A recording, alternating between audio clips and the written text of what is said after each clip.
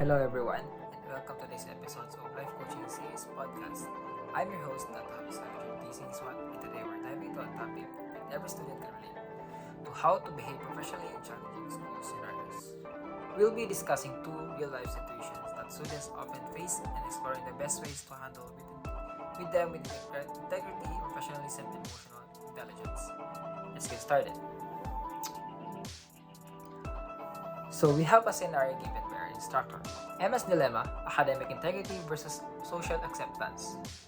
Our first scenario involves Emma, a high school student whose classmates frequently share answers and cheat on assignments. The teacher is strict but unaware of the cheating, and Emma feels pressured to join in to fit in. She's committed to academic integrity but fears losing social acceptance. Let's break down the discussion questions. So for question 1, what ethical standards should Emma uphold? Emma should uphold several key ethical standards. First and foremost is academic honesty. This means completing your own work and refusing to participate even when others are doing it. Academic honesty isn't just about following rules, it's about building personality. You're not just deceiving your teacher, you're cheating yourself out of learning success. Second is fairness. Cheating creates an uneven playing field. Students who work hard and earn their ways deserve recognition. And cheating undermines that. Emma must consider how her actions affect others, not just herself. Finally, there's personal ethics. This is about staying true to her values. If Emma believes cheating is wrong, participating will create internal conflict and self-respect. And academic honesty builds character, and that's something no great teacher. Should Emma conform? What type of conformity? Now, Emma should conform to her peers. Cheating practices to refuse to participate. I believe Emma should refuse to participate in cheating while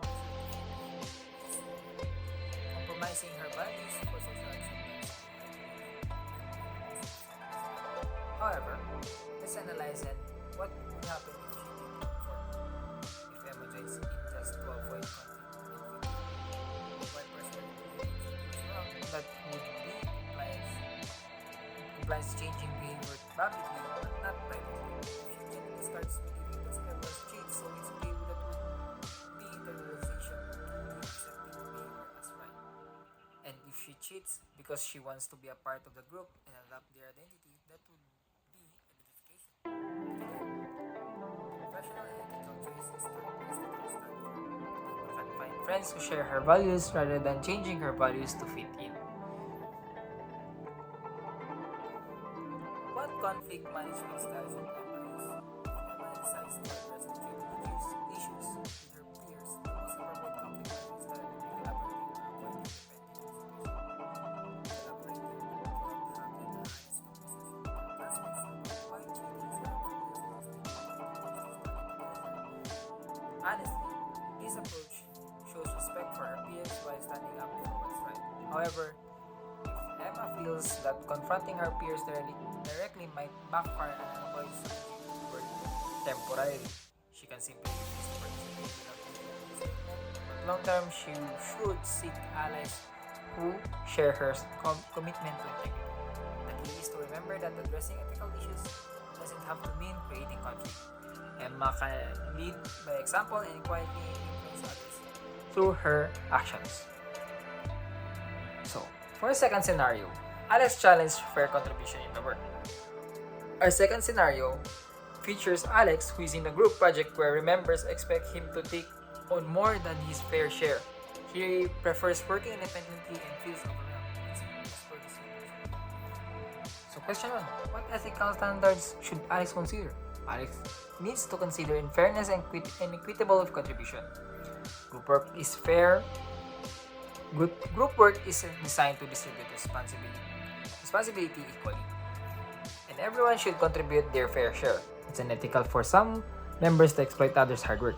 Second, he should consider communication and transparency. Keeping quiet while feeling overwhelmed isn't professional. Alex has responsibility to communicate his concerns respectfully. Finally, there's respect for team dynamics. While Alex prefers working independently, group projects require collaboration. The ethical approach is finding a balance between his preference and team expectation without sacrificing his well-being. Should Alex conform? What type of conformity? Should Alex conform to the group's expectations by taking on more work? Not exactly. Instead, Alex should assert his preferences while offering solutions. Taking on the unfair workload leads to burnt out and resentment, which helps no one. If Alex did conform by silently accepting more work just to avoid conflict, that would be compliance, changing behavior, and without changing his internal belief. If he genuinely came to believe that doing everyone's work is just how group projects are, that would be internalization. And if he takes on extra work because he wants to be seen as a dedicated team player, that would be identification. But the professional approach is to speak up. Alex can say, I want to contribute meaningfully, but I'm feeling overwhelmed. Can we redistribute the task more evenly? This shows maturity and professionalism. What conflict management style should Alex use? The most effective conflict management style for Alex would be collaborating or compromising. Collaborating works well. We're here because Alex can work with his team and to find a solution that respects everyone's need. He might suggest, let's list all the tasks and divide them based on strengths and availability. This approach turns a potential conflict into a problem-solving opportunity. Compromising is also useful. Maybe Alex takes on one or two extra tasks but not everything. Or perhaps he handles certain tasks independently while still participating in teams meeting. The goal is to finding a middle ground that's fair and sustainable. What Alex should avoid is accommodating silently, unfairly a workload, or avoiding ignoring the issues until it explodes. These styles lead to resentment and poor project outcomes.